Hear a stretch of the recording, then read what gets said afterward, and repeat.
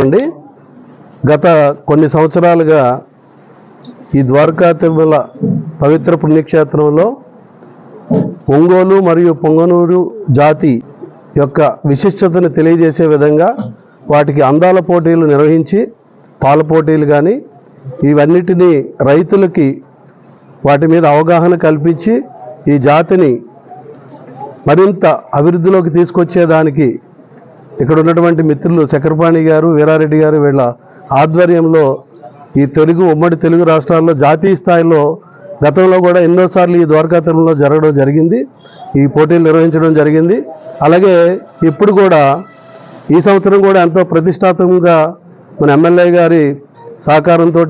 ఇక్కడ ఉన్నటువంటి నాయకులందరం కూడా మిత్రులు చక్రపాణి గారు ఇలా ఆధ్వర్యంలో ఈ ఒక కమిటీ ఏర్పాటు చేసి ఈ కార్యక్రమాలు నిర్వహించడం జరుగుతుంది. ఈ కార్యక్రమాల్లో భాగంగా ఈ 20, 21, 22 తేదీల్లో ఈ 3 రోజుల్లో రైతులకి ప్రకృతి వ్యవసాయం మీద అవగాహన కల్పించే కార్యక్రమాలు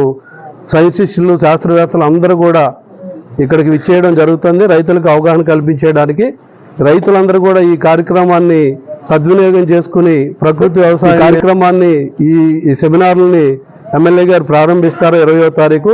అదే రోజు మన సిరజీయర్ స్వామి గారు కూడా ఈ కార్యక్రమానికి విచ్చేసి గోపూజలు నిర్వహించి ఆ గోవుల యొక్క పాల పోటీల్ని, అందాల పోటీల్ని